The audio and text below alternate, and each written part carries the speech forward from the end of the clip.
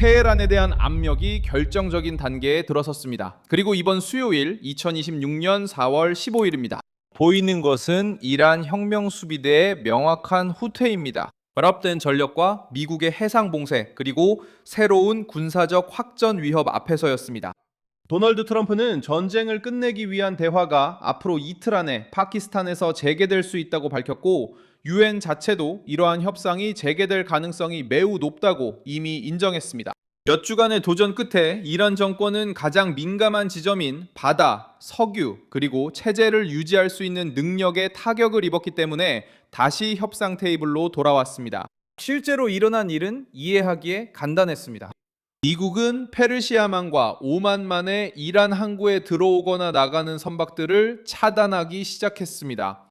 로이터와 AP에 따르면 이 조치는 이미 이란의 해상 무역을 중단시켰고 선박들이 되돌아가게 만들었으며 정권의 경제를 가혹하게 압박했습니다. 미국과 이스라엘이 이란을 공격한 뒤 2월 28일에 시작된 이 전쟁은 이제 경제적 압박이 폭격만큼이나 큰 비중을 차지하는 지점에 이르렀습니다. 이것이 바로 새로운 긴박감의 원인입니다. 여기는 뉴스센터입니다. 이란의 이슬람 혁명 수비대는 이전에 거부했던 논리, 즉 압박 속에서 협상하는 논리에 다시 따르기로 했습니다. 세자르 휴전은 4월 21일에 끝나고 트럼프는 이미 새로운 파괴 라운드보다는 빠른 합의를 선호한다고 밝혔습니다. 이것이 어디에서 일어나야 합니까? 중재의 중심으로 다시 떠오른 파키스탄 이슬라마바드에서입니다. 미국의 제안은 20년간 핵 활동을 중단하자는 것이고 테헤란은 3년에서 5년을 주장하고 있습니다. 그리고 또 하나의 결정적인 쟁점이 있습니다. 국제원자력기구 IAEA 사무총장 라파엘 그로시가 엄격한 감시 없는 어떤 합의도 상징적인 의미에 불과하다고 경고했습니다. 즉, 평화를 선언하는 것만으로는 충분하지 않고 정권이 실제로 후퇴했다는 것을 증명해야 합니다.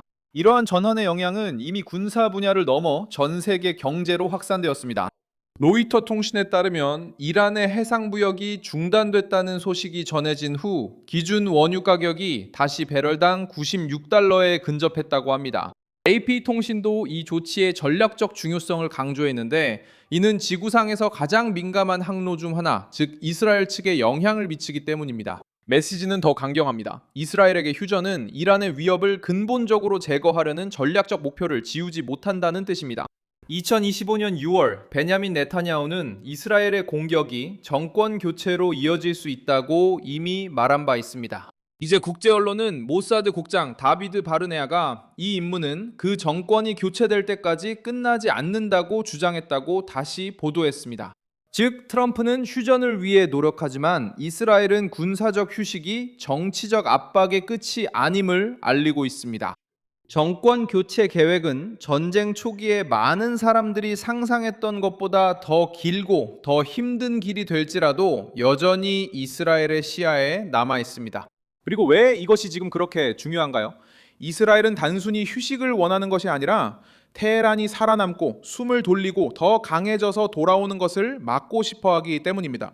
미국은 핵 위협, 미사일, 그리고 호르무즈 해협에 대한 협박을 무력화할 수 있는 합의를 원합니다. 하지만 이 게임에는 분명한 한계가 있습니다. 로이터 통신은 이미 3월에 이스라엘 당국자들이 이란 정부가 즉각적으로 붕괴할 것이라는 확신이 없다는 점을 인정했다고 보도했습니다. 그리고 뚜렷한 신호도 보지 못했다고 했습니다. 폭격만으로 정부를 무너뜨릴 수 있는 봉기의 조짐은 보이지 않았습니다. 이것이 현재 전략을 설명합니다.